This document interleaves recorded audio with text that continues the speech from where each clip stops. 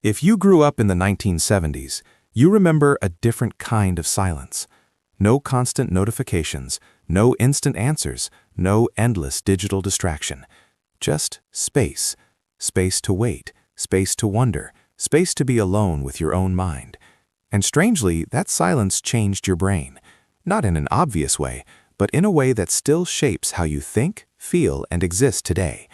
Because growing up without constant stimulation didn't just change your lifestyle, it changed your nervous system itself. Today, most brains grow up surrounded by interruption.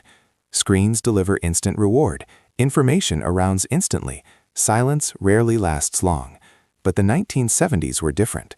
Waiting was normal. If you called someone and they didn't answer, you waited. If you were bored, you stayed bored. If you were alone, there was no instant escape. At the time, it felt ordinary, but psychologically, something important was happening. Your brain was developing without constant external stimulation. It wasn't trained to depend on instant dopamine. It learned something modern brains rarely learn: how to regulate itself. And this created psychological traits that are now becoming rare, traits rooted in how the brain adapts to its environment. Because the brain doesn't just respond to the world, it becomes shaped by it. Growing up in the 1970s didn't just give you memories, it gave your brain a different operating system.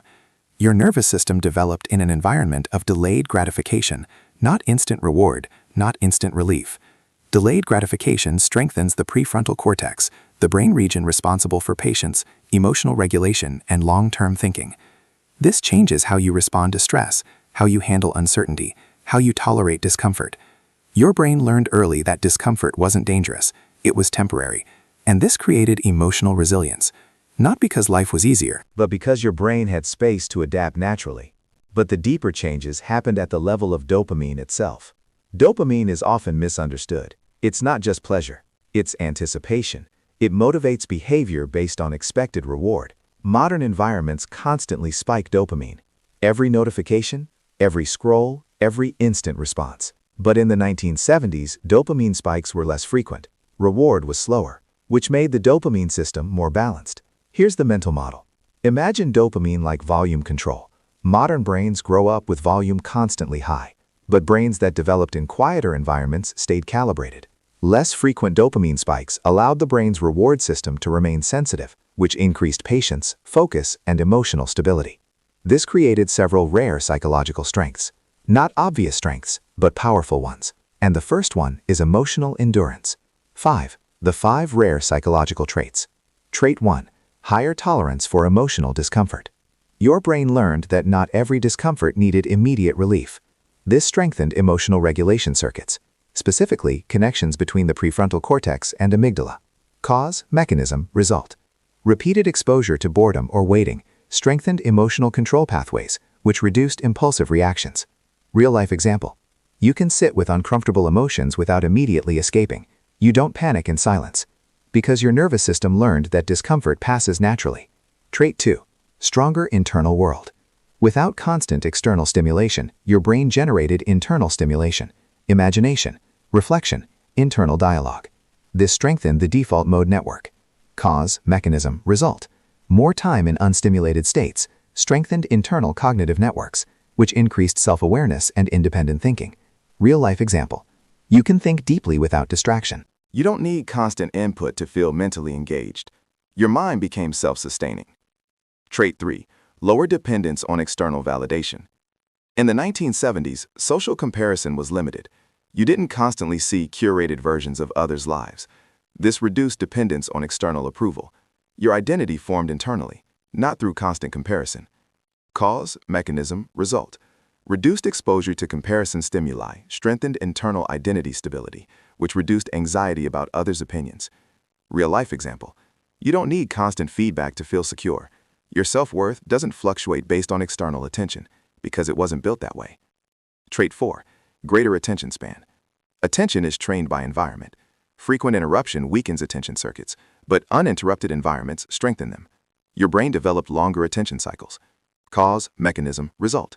Longer periods without interruption strengthened sustained attention networks, which improved focus and cognitive endurance. Real-life example. You can stay focused on tasks longer. You don't feel the same constant urge to check for stimulation. Your brain is comfortable with continuity. Trait 5. Greater psychological independence. Without constant digital guidance, your brain relied on internal decision-making. This strengthens self-trust. Your brain learned to solve problems independently.